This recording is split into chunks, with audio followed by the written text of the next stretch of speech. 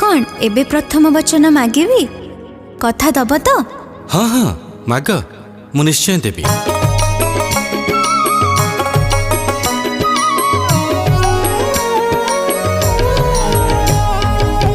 प्रथम वचन दिया हे भाभी पति, कथा देले दुहे हेबा पति और पत्नी।